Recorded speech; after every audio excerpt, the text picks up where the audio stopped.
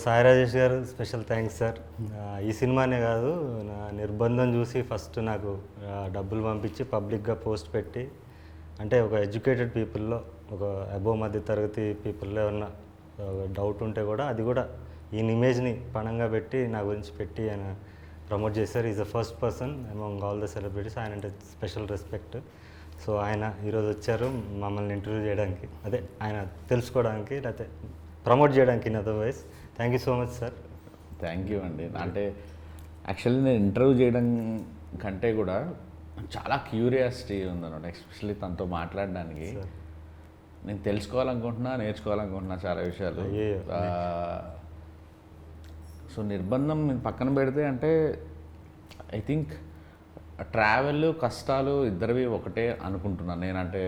నేను హృదయకాలం తీయటానికి ముందు ఏవైతే కష్టాలు పడ్డానో, నాకంటే కొన్ని 10 రెట్లు 100 రెట్లు తను ఎక్కువ పడి ఉంటాడు అనే ఒక తెలియదు నాకు కూడా. ఇప్పుడు నేను తెలుసుకోవాలి, మీ గురించి తెలుసుకోవాలి, మీ మేకింగ్ గురించి తెలుసుకోవాలి. ఇప్పుడు అసలు మీ ఎలాంటి పరిస్థితిలో ఉన్నారు, మానసిక స్థితి ఏంటి? ఎందుకంటే డైరెక్షన్ చేయడం ఒకటే కాదు, ఇన్ని క్రాఫ్ట్లు హ్యాండిల్ చేస్తున్నారు. అసలు ఎలా నిజం చెప్తున్నాను అంటే, నేను అసిస్టెంట్ డైరెక్టర్గా ప్రయత్నాలు మొదలుపెట్టినప్పుడు నేను 2005లో వచ్చాను. 2010-11 వరకు కూడా నాకు ఒక ఆఫీస్ మెట్లు ఎక్కడానికి కూడా నాకు ఏ అవకాశం రాలేదు. అసిస్టెంట్ డైరెక్టర్ అవ్వడానికి కూడా నాకు రాలేదు. కానీ ఇంత సౌండ్ సరోజ్ ఎలా చేయగలుగుతున్నాడు? నాకు ఫస్ట్ కొద్దిగా అంటే కొత్త వాళ్ళకి, ఇప్పుడు అసలు మీ గురించి తెలియని వాళ్ళకి ఒక్కసారి మీరు మళ్ళీ చాలా ఇంటర్వ్యూలో చెప్పున్నా కూడా ఒక్కసారి చెప్పండి. అసలు అంటే ఎక్కడ మీ ప్రస్థానం మొదలైంది, ఎక్కడ మీ పేరు వినిపించడం మొదలైంది, దానికి ముందు పడిన ఒక చిన్న కష్టం ఏంటి? అంటే నేను 2004లో జూనియర్ ఆర్టిస్ట్గా వచ్చాను సార్. హీరో అవుదాం అనే డ్రీమ్లో వచ్చాను.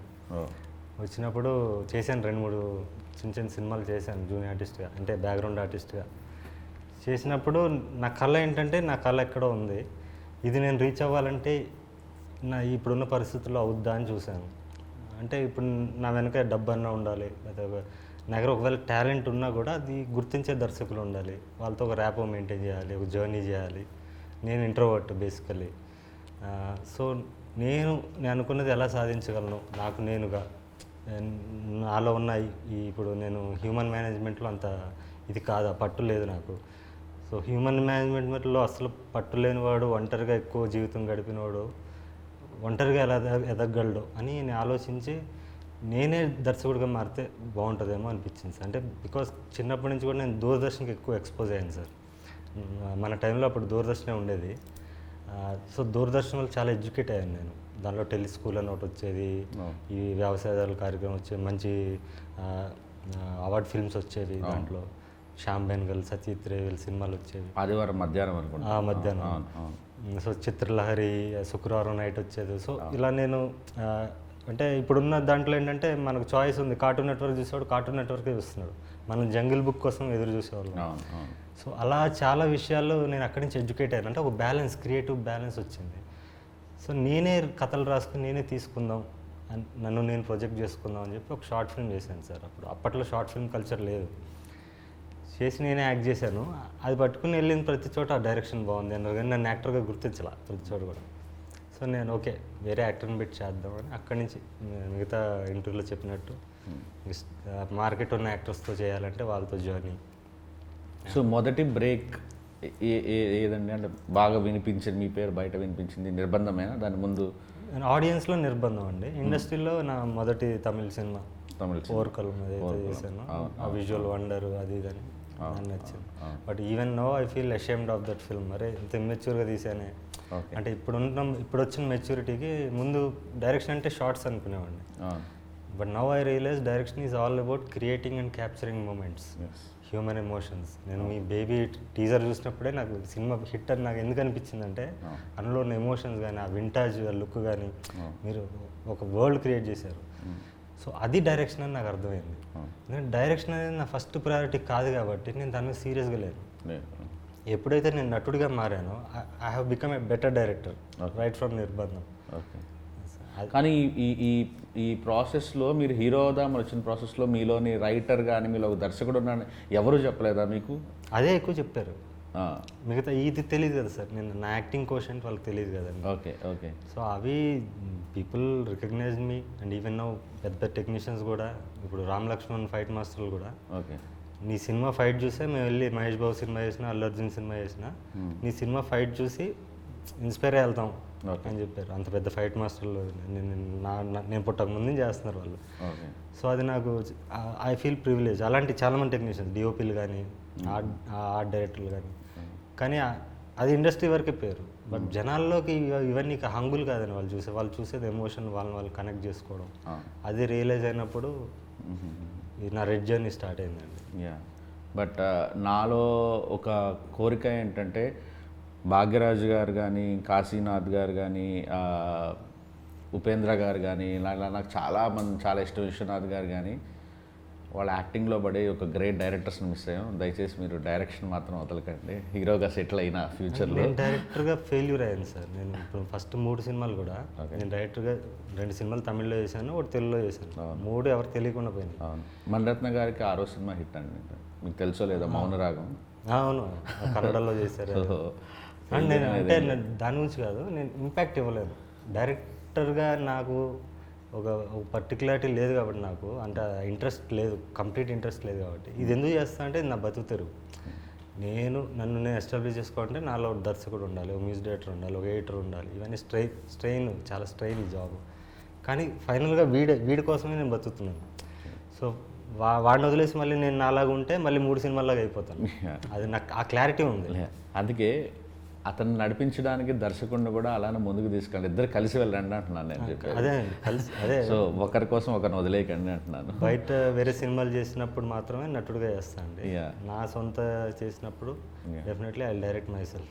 అంటే సంవత్సరానికి ఒక సినిమా చేయాలని ఉంది. ఓకే, బయట నటులతో అయితే డైరెక్ట్ చేయలేను. అండ్ అంటే ఈ వీటన్నిటికీ వెనకాల యూజువల్లీ మనలాంటి వాళ్ళు అంటే ఇలా ఏ బ్యాక్గ్రౌండ్ లేకుండా మనమే ప్రొడ్యూస్ చేసుకొని, లేకపోతే మనం డైరెక్షన్ చేసుకొని ఎతికేట ప్రాసెస్లో 3 మార్గాలు అంటే, ఒకటి ఎక్కడో దగ్గర పెద్ద అప్పు తెచ్చి సినిమాలు చేయటం, లేదా ఫ్రెండ్స్ దగ్గర తీసుకోవడం, లేదా క్రౌడ్ పుల్లింగ్. సో మిమ్మల్ని నడిపిస్తుంది ఎవరు ఈ ప్రాసెస్లో, ఈ సినిమాలన్నింటిలో? అభిమానులు అండి. నేనంటే నా ఫ్రెండ్స్ ఉంటారు ఎక్కువ. నేను చెప్పాను ఇంట్రోవర్ట్, ఒంటరిగా ఉంటాను. అభిమానులే నాకు ఫ్రెండ్స్. సో అందులో అభిమానుల నుంచి వచ్చిన మ్యాడ్ ఫిల్మ్ లవర్స్ ఎవరైతే ఉంటారో, అరే వీడు రావాలి, వీడు మన పార్ట్ మనం చేయాలి అని అందరితో కూడా 1 to 1. వీళ్ళందరూ గ్రూప్గా కాకుండా విడివిడిగా నాకు ఫండ్ చేసి అన్కండిషనల్గా నువ్వు సినిమా చేయి అనే ఒక ప్రాసెస్ జరిగింది సార్. దానన్నిటికీ కారణం నా గత 3 సినిమాలు. నేను ఫ్రీగా రిలీజ్ చేసి కళనాది వేల మీద అనే కాన్సెప్ట్లో చేయడం వల్ల ఒక ఎమోషనల్ కనెక్ట్ అయిన వాళ్ళు ఎక్కువ మంది ఉన్నారు. ఓకే, వాళ్ళందరూ సపోర్ట్. నిర్బంధం ఆ టైంలో ఎంతండి మీ బడ్జెట్స్? యాక్చువల్లీ నిర్బంధం తక్కువే సార్. నిర్బంధం 8 daysలో తీసానండి. అది కూడా మేకింగ్ వీడియోస్ ఉంటాయి, చిన్న కెమెరాలో. నేను మొత్తం అన్నీ చూసుకోవాలి, నిన్న మొత్తం యూట్యూబ్లో మొత్తం షాక్ అయినా 8 daysలో తీసినట్టుగా. అది 8 days. నిర్బంధం 2 వచ్చి 22 daysలో తీసాను. అది మొత్తం పొలిటికల్ ఫిల్మ్. మాంగళ్యం కూడా ఇంచుమించు అన్ని డేస్లో 23-24 days. ఓకే, పరాక్రమం ఎన్ని రోజులు తీసారు? ఇది కూడా అంతే, కాల్ షీట్స్ ఎక్కువ అండి దీనికి. 57 call sheets. Okay, you follow అంటే యూనియన్ రూల్స్ అవన్నీ ఫాలో అవుతారండి, లేకపోతే గరిల్లా స్టైలర్? లేదు, ఇప్పుడు ఫాలో అవ్వాలి కదండి. ఇప్పుడు సినిమా మెయిన్ స్ట్రీమ్ చేస్తాం కదా. కెమెరామెన్ కూడా ఆయన పెద్ద కెమెరామెన్ అండి, 100% లవ్ చేసిన ఆయన. సో ఆర్ఎల్ఎక్సా కెమెరా అన్ని కొంచెం పెద్ద సెటప్. అండ్ నేను పరాక్రమం ట్రైలర్ నమ్మండి నమ్మకపోండి ఒక 10-15 సార్లు చూసుంటాను. Thank you so much. నిన్నటి నుంచి ఏదో మ్యాజిక్ ఉంది, మీలో మ్యాజిక్ ఉంది, మీ మాటల్లో మ్యాజిక్ ఉంది, మీ డైరెక్షన్లో మ్యాజిక్ ఉంది.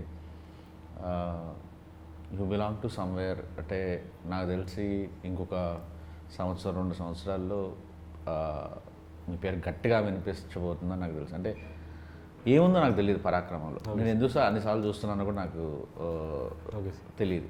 మళ్ళీ చూడాలనిపిస్తుంది, మళ్ళీ చూడాలనిపిస్తుంది. అందులో మీన్ అంటే నేను ప్రాపర్గా ఎక్స్ప్లెయిన్ చేయలేను. Well designed.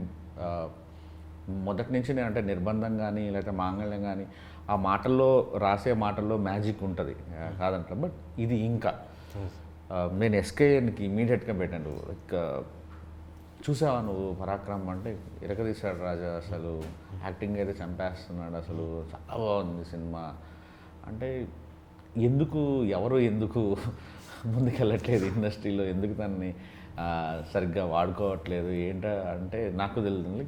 అందుకే నేను ఇమీడియట్గా కాల్ కొట్టాను, sir can we do a film అని మీతో. అంత బ్రిలియంట్గా నచ్చింది నాకు. నేను ఎప్పుడెప్పుడా అని వెయిట్ చేస్తున్నాను. యాక్చువల్లీ హోప్ నేను ఇక్కడ హైదరాబాద్లో ఉన్నట్టే ఇమీడియట్గా వెళ్ళిపోయి సినిమా చూస్తాను. సినిమా చూసి నేనే ఇది చేస్తాను. Very big fan of you. Thank you so much sir. అయ్యో అన్డౌటెడ్లీ అసలు మీరు ఆ 2 షేడ్స్ 3-4 షేడ్స్ ఉన్నాయి ఇది ట్రైలర్లోనే. నాకు అసలు ఈచ్ అండ్ ఎవ్రీ కొన్ని షార్ట్స్ గురించి అసలు ఇదేంటి అని డిస్కస్ చేయాలన్నంత కుతూహలంగా ఉంది మీ గురించి. Your a great film maker and great actor also. Thank you sir. So looking forward actually. Thank you so much. So మీరండి అంటే ఇప్పుడు మీరు చూసుంటారు కదా, నీకు హార్డ్ హిట్టింగ్ ఫిలిమ్స్ తను తీసేవన్నీ ఎక్కడ భయం అనిపించలేదా మీకు? అంటే ఇప్పుడు నేను అంటే హార్డ్ హిట్టింగ్ ఫిలిమ్స్ అంటే మేము బేబీ తీసాను, ఇప్పుడు మీరు చూసుంటారు బేబీ, మా వైష్ణవికి వచ్చిన తర్వాత ఇది కానీ. సో తన ఫిలిమ్స్ కూడా చాలా మొహం మీద చంప పగలగొట్టినట్టుగా ఉంటాయి కదా. సో మీకేమనిపించింది ఆ ఆఫర్ వచ్చిన దగ్గర నుంచి కానీ, తర్వాత రేపు ఏమైనా ఫేస్ చేయాల్సి వస్తే కానీ? యాక్చువల్లీ సార్ గురించి నాకు తెలీదు. ఒక ఫ్రెండ్ తీసుకెళ్ళారు సార్ దగ్గరికి, ఒక క్యారెక్టర్ ఉంది చేస్తావంటే ఓకే అని చెప్పి చూశాను సార్ని. చూసి ఆడిషన్ వీడియో పంపమన్నారు, పంపించాను. అలా సెలెక్ట్ చేశారు. సార్ ఏ మూవీస్ తీసారో తెలియదు. తెలిసిన తర్వాత ఇప్పుడు ఏమనిపిస్తుంది? ఏం చూసాగా మంగళం తర్వాత ఏమనిపించింది అని అడిగారు. భయం వేసిందా? భయం వేసిందంటే భయం లేదు, యువర్ లక్కీ యాక్చువల్లీ. సో వీళ్ళు తర్వాత తెలుస్తుంది. సార్ నాకు మీ యాక్టింగ్ అంటే చాలా ఇష్టం. మనకి కామన్ ఫ్రెండ్స్ కూడా మనం చాలాసార్లు ఫోన్ మాట్లాడుకున్నాం. ఏంటి అసలు మీ ఇద్దరి మధ్య ఎందుకు ఇంత బాండింగ్? ప్రతి సినిమాలో మీరు లేకుండా ఎందుకు ఆయన సినిమాలు తీయట్లేదు? డబ్బులు ఏమైనా పెడుతున్నారు? సార్ గొప్పతనం అనుకోండి, నా అదృష్టం అనుకోండి. డబ్బులు నేనేం పెట్టట్లేదు సార్, డబ్బులు నేనేం పెట్టట్లేదు. నేను ఊరినే వచ్చేటప్పుడు మళ్ళీ ఒకసారి రివిజన్లా ఉంటుందని ఊరినే అలా కొన్ని చూసుకొని వచ్చానమాట. నిర్బంధం అన్నీ ఏంటి సార్ ఎందుకని ఆయనతోనే చాలా ఫస్ట్ నన్ను అంటే బాండింగ్ ఉందండి మా ఇద్దరి మధ్య. అంటే ఫస్ట్ ఆయన ఆడిషన్కి వచ్చారు. నేను నిర్బంధం ముందు ఒక సినిమా అనుకున్నాను, దానికి ఆడిషన్కి వస్తే ఈయన లుక్ నచ్చింది నాకు. ఆడిషన్ చూసా, పర్ఫార్మెన్స్ చాలా బాగా చేశారు, రియలిస్టిక్గా చేశారు, ఈయన బాగుంటుంది అనుకున్నాను. తర్వాత ఆ సినిమా కరోనా వచ్చింది, ఫస్ట్ షెడ్యూల్ తర్వాత ఆపాను సార్. నిర్బంధం స్టార్ట్ చేసినప్పుడు నాకు అశోక్ అన్న క్యారెక్టర్ క్రియేట్ చేసినప్పుడు నాకు ఈయన గుర్తొచ్చారు. ఈయన గుర్తొచ్చాక చెప్పాను, ఇలా ఉంది సార్ ఒక క్యారెక్టర్ ఉంది, ఇలా రేపిస్ట్ క్యారెక్టర్ అది అని చెప్పారు. పైపైన చెప్పాను, నాకే తెలియదు ఐడియా నేను ఏం చేయబోతున్నాను. ఓకే సార్ చేద్దామన్నారు. వచ్చాము. ఆ ఫస్ట్ సీన్, అమ్మాయిని రేప్ చేసే సీన్ ఉంటుంది కదా సార్ అక్కడ, అది ఫస్ట్ డే. ఆయన ఒక అబ్జెక్షన్ పెట్టలేదు. ఆయన యాక్చువల్లీ ఒక రోడ్ కాంట్రాక్టర్, అబో మిడిల్ క్లాస్ ఫ్యామిలీ, 2 డాటర్స్ ఉన్నారు, ఎడ్యుకేటెడ్ ఫ్యామిలీ. వాళ్ళ అన్నయ్య వాళ్ళ తమ్ముడు కూడా డైరెక్టర్, కెమెరామెన్ కమ్ డైరెక్టర్ ఆయన. సో ఆయన ఎక్కడ అబ్జెక్షన్ పెట్టకుండా ఎక్కడ ఒక్క క్వశ్చన్ చేయలేదు, బ్లైండ్గా ఫాలో అయిపోయాడు ఆయన. అంటే ఆయన చూస్తేనే అప్పటికి నేనేమి కాదు, అట్లీస్ట్ ఈ రోజు అంటే చిన్న ప్రొఫైల్ ఉంది, అప్పుడు ఏమి కానివ్వండి ఆయన ఇంత ఆరాధించి నమ్మేసి ముందుకు వచ్చారు అనేది అదొక ఉంది. అఫ్కోర్స్ ఆయన నమ్మిన దానికి ఆయన ప్రతిఫలం వచ్చింది, బట్ ఆ జెన్యూనిటీ నచ్చిందండి. సో ప్రతి సినిమాలో ఈయన ఉండాలి అనేది ఒకటి అయిపోయింది మైండ్లో. ప్రతి డైరెక్టర్కి మీలాంటి వాళ్ళు ఉండాలి సార్. యాక్చువల్లీ ఉన్నారు, నా లైఫ్లో కూడా అలా ఉన్నారు. నేను దీంట్లో అయితే ఆయన క్రియేట్ చేశాను. నేను యాక్చువల్లీ గెడ్డం కంటిన్యూటీ ఉంది, ఎవరితో సినిమా అన్నారు, చిరంజీవి సినిమా ఏదో. నేను చెప్తాను సార్. అదే సార్ ఒకసారి ఫోన్ చేసి ఇట్లా సినిమాలో ఒక పోలీస్ క్యారెక్టర్ అనుకుంటున్నాను అన్నారు. అన్న తర్వాత నేను వేరే మూవీ ఒకటి పీపుల్స్ మీడియా వాళ్ళది అనుకుంటే వెబ్ సిరీస్ స్టార్ట్ అవుతుంది అని చెప్పి వాళ్ళు ఓ లుక్ కూడా పంపించారు సార్. అంటే గడ్డం కొంచెం ఎక్కువ ఉంటుంది, ఆ గడ్డం పెంచండి, ఒక 2-3 మంత్స్ పెంచండి, పెంచిన తర్వాత స్టార్ట్ చేద్దామని అన్నారు. ఆ టైంలో సార్ ఫోన్ చేస్తే సార్ ఇట్లా మరి గడ్డం ఉంది సార్, వేరే మూవీ ఇట్లా ఒకటి అంటే వెబ్ సిరీస్ ఒకటి ఆఫర్ వచ్చింది. లేదు సార్ మీరు వదులుకోకండి, నేను వేరే ఆప్షన్ చూసుకుంటానని అన్నారు. పెట్టేశారు ఫోన్. నాకు ఒకటే ఆలోచన, అరే ఇది మిస్ అవుతుంది అని ఆలోచన ఉంది నాకు లోపల. తర్వాత కరెక్ట్గా 2 రోజులకు మళ్ళీ ఫోన్ చేశారు. ఫోన్ చేసి సరే ఏం కాదు, నేను క్యారెక్టర్ మారుస్తున్నా, పోలీస్ క్యారెక్టర్ గడ్డంతో సిక్ పోలీస్ క్యారెక్టర్ చేసేద్దాం దాన్ని అంటే నాకు అసలు ఎంత సంతోషమైందంటే, అంటే నా కొరకు ఒక క్యారెక్టర్ మార్చేసిండ్రు అంటే అది చాలా నేను గొప్పగా ఫీల్ అయినా సార్. అంటే నాకు నేను గొప్పగా ఫీల్ అయినా అసలు. అది చాలా నాకు వడ్డించేవాడు మనవాడైతే ఎక్కడ చూసి ఆయన మీరు కావాలనుకున్నారు కదా సార్. కానీ లుక్ కూడా యూస్ఫుల్ అయింది సార్. ఇప్పుడు మొత్తం సింగ్ గెటప్ ఉంది కదా sir, Sardarji getup. So sir అంటే మీరు చెప్పండి, అంటే what kind of film maker you are, అది నాకు తెలుసుకోవాలనుకున్నా. అంటే మీకోసం మీరు సినిమాలు తీస్తారా, జనంకి నచ్చాలని సినిమాలు తీస్తారా, ప్రొడ్యూసర్కి డబ్బులు రావాలని సినిమాలు తీస్తారా, మూడు బ్యాలెన్స్ చేయాలనుకుంటారా? అది రెండోది సార్, జనాలు నచ్చాలి. జనాలు నచ్చితేనే ఆటోమేటిక్ మనీ విల్ ఫాలో కదా సార్. ఎక్కువ మంది జనాలు నచ్చాలి ఆబ్వియస్గా. అది ప్లస్ ఇంకోటి ఏంటంటే, ఇంతకుముందు చందమామ కథలు తీసేవాడిని అండి. ఫస్ట్ 3 సినిమాలు కూడా అలాగే రాసేవాడిని. నేను తర్వాత సమాజానికన్నా పెద్ద పెద్ద కంటెంట్ ఏముంది అనిపించింది. సమాజంలో ఉన్న కంటెంటే చాలా ఎక్కువ ఉంది, మనకు సొంతంగా రాయాల్సిన అవసరం లేదు అనిపించి దీంట్లోంచి ఇన్స్పైర్ అవుతూనే నా ఐడియాలజీని ఎంబెడ్ చేస్తూ నేను కథలు రాయడం మొదలుపెట్టానండి. అందుకని on location off the cuff రాస్తున్నాను. అంటే సినిమా స్టార్ట్ చేసినప్పుడు క్లైమాక్స్ ఏంటో తెలియకుండా స్టార్ట్ చేశాను ఆ మొదటి సినిమాలో. అలా స్టార్ట్ అయిందండి. అంటే ఒక నేను అడిగేది అంటే, ఇప్పుడు సినిమాని ఒక కళగా చూడాలి, డబ్బులు మనకు వస్తే ఏంటి రాకపోతే ఇది ఒక ఆర్ట్ ఫామ్ అని బిలీవ్ చేయటమా, లేకపోతే పెట్టిన డబ్బులు తిరిగి రావాలి, జనాలు విపరీతంగా. అంటే మీకు ఫర్ ఎగ్జాంపుల్ చెప్తాను సార్. నేను హృదయకాలం తీసినప్పుడు విపరీతంగా ట్రోల్ చేశారు నన్ను ఒక సెక్షన్ ఆఫ్ ఆడియన్స్. ఇప్పుడు బేబీ తీసినప్పుడు బేబీకి కూడా నిబ్బా నిబ్బి సినిమా అంటారు, తిడుతుంటారు. కొబ్బరిమట్ట సినిమా చేసినప్పుడు కూడా అదే తెలుగు సినిమా పరువు తీస్తున్నాం అంటారు. సో నేను ఒక రాజమండ్రి థియేటర్కి వెళ్ళినప్పుడు అక్కడ మాస్ ఆటో డ్రైవరు ఒకతను, ఒక తాగేసి ఒకతను, వాళ్ళు ఎంజాయ్ చేస్తుంటే కడుపు నిండిపోయింది. అంటే మనం ఎక్కడో పేపర్ మీద రాసింది ఎవరికో ఆనందం ఇస్తుందంటే ఇంకా అంతకు మించి ఏం కావాలి. తిడితే తిట్టారు కానీ వీళ్ళందరినీ హ్యాపీగా ఉంచడమే వీళ్ళందరి దగ్గర ఉంటే దాని డబ్బులు కూడా ఫాలో అవుతాయి. సో నేను ఆ మార్గం ఎంచుకున్నాను యాక్చువల్. అంటే అందరికీ నచ్చాలి సినిమా అనేది. సో మీరు అదే ఫాలో అవుతారా, లేదంటే సినిమాకి ఒక బాధ్యత ఉండాలి, ఇది కొన్ని ఎథిక్స్ ఉండాలి, క్యారెక్టర్లకి? అంటే ఇప్పుడు బేబీ రాసేటప్పుడు ఫ్లాడ్ క్యారెక్టర్స్ రాశాను, కొంతమందికి అర్థమైంది, కొంతమంది ఉమెన్ ఇన్సల్ట్ చేశాను అన్నారు. బట్ అది దాంట్లో ఉన్న ఫ్లాడ్ క్యారెక్టర్, మనుషులు అలానే ఉంటారు నిజ జీవితంలో అనేది నేను అనుకున్నాను. సో మీరు ఎలా ఆలోచిస్తారు రాసేటప్పుడు? స్వేచ్ఛగా ఆలోచిస్తారా, లేదు సొసైటీలో ఇలా ఉన్నాయి కాబట్టి ఇలాంటిది నేను రాయకూడదు అనుకుంటారా, ఈ పాత్రలకి ఈ పాత్ర ధర్మాలు ఎలా ఉండాలనుకుంటారా, ఎలా అనుకుంటారు? అంటే అదే అందరికీ నచ్చాలి, ఎక్కువ మెజారిటీ పీపుల్కి రీచ్ అవ్వాలని అనుకుంటామండి. ఎనీ ఫిల్మ్ మేకర్ని అనుకునేది. మీరు అన్నది వాళ్ళు టోటల్లీ ఆర్ట్ ఫిల్మ్ తీసే డైరెక్టర్స్ ఉంటారు, వాళ్ళు మన కళలు ఇప్పుడు గొప్ప గొప్ప దర్శకులు సచిత్రి అని ఆయన ఉన్నారు. ఈజ్ నాట్ మామూలు ఏమైనా తెలియదు ఆయన పేరు. నేను అలా అవ్వాలనుకుని రాలేదండి. అంటే ఫస్ట్ నేను యాక్టర్ కన్నా ముందు డైరెక్టర్ అయితే కూడా ఎలాంటి డైరెక్టర్ అవ్వాలంటే ఒక కమర్షియల్ సినిమానే నా స్టైల్లో, అంటే నా ఊహ, ప్రతి మనిషికి ఒక ఊహ ఉంటుంది సార్, ప్రతి ఫిల్మ్ మేకర్కి. ఇప్పుడు మీ ఊహలో బేబీ మీరు తీసింది వేరు, అదే బేబీ వేరే దర్శకులు చేస్తే ఆయన ఊహ వేరు ఉంటుంది. సో అలా తీస్తూనే కమర్షియల్ సినిమాని తీయాలి, అంటే అందరినీ అలరించే సినిమా తీయాలనుకున్నాను సార్. ఎవరు సార్ అంటే యాక్టర్గా ఎవరు ఇన్స్పిరేషన్, అంటే ఎవరిని ఎక్కువ ఫాలో అవుతారు మీరు? యాక్టర్ అంటే అందరు చాలామంది ఇన్స్పిరేషన్స్ ఉన్నారు సార్. అఫ్కోర్స్ చిరంజీవి చూసే సినిమా చూసాను, ఆయన ఫస్ట్ లవ్. రజనీకాంత్ అంటే చాలా ఇష్టం నాకు, షారుఖ్ ఖాన్ అంటే ఇష్టం. ఇప్పుడు మీ మీద మీరు యాక్ట్ చేసేటప్పుడు ఎవరి ఇన్ఫ్లుయెన్స్ ఉండదు? 100% ఉండదు. అంటే రిహార్స్ చేయనండి నేను ఫస్ట్. ఇప్పుడు రైటింగ్ ఎలాగో యాక్టింగ్ కూడా అంతే. ఈ సత్యబాబు క్యారెక్టర్ కూడా నేను రిహార్సే చేయలేదు. ఇప్పుడు అదే ఈ మన చార్లీ చాప్లిన్ క్యారెక్టర్కి లాస్ట్ షెడ్యూల్ అది మొత్తం అన్నీ చేసేసి కొంచెం మళ్ళీ కొంచెం డిఫరెంట్ లుక్ వచ్చి, సన్ లుక్ కోసం కొంచెం ఫేస్ సన్న కావాలి, ఈగల్ లుక్ ఉండాలని చెప్పి దానికోసం దీనికి వచ్చి కొంచెం చబ్బీ లుక్ ఉండాలి, కొంచెం different.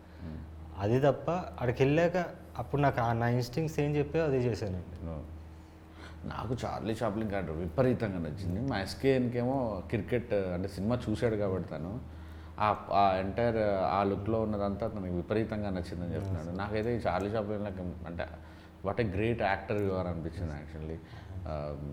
Thank you sir. So ఇప్పుడు అంటే మీరు మరి నిర్బంధం కంటే ఒక కొత్త తీసుకొచ్చారు యాక్చువల్లీ. ఏంటి, ముందు డబ్బులు 1,00,000 టికెట్లు అమ్మితే నేను మీకు ఫ్రీగా రిలీజ్ చేస్తానని. Now your coming in to the theatres first time కదా థియేటర్స్కి రావడం. అవును సార్. ఎలా ఉంది సార్ అంటే నేను నా ఫస్ట్ సినిమా తీసినప్పుడు చాలా ఫ్రస్ట్రేషన్ ఉండేది. అంటే షోలు దొరకవు, ఎక్కడో ఊరవతలు ఇస్తాడు ఇద్దరు ముగ్గురికి, మన సినిమా వాల్యూ తెలియదు, మనం ఇంటర్నెట్లో ఎంత తోపులమైనా వాడికి అర్థం కాదు, ఎక్స్ప్లెయిన్ చేయలేం. డిస్ట్రిబ్యూటర్ వస్తారు, ఒక సినిమాలు చూస్తారు, బాగానే ఉంది కానీ అండి ఈ ఎక్కడండి ఇలాంటివి అంటారు, ప్రింట్లో పబ్లిసిటీలు మీరు పెట్టుకోండి మేము రిలీజ్ చేస్తూ ఉంటారు, ఇలాంటివన్నీ తగులుతుంటాయి కదా.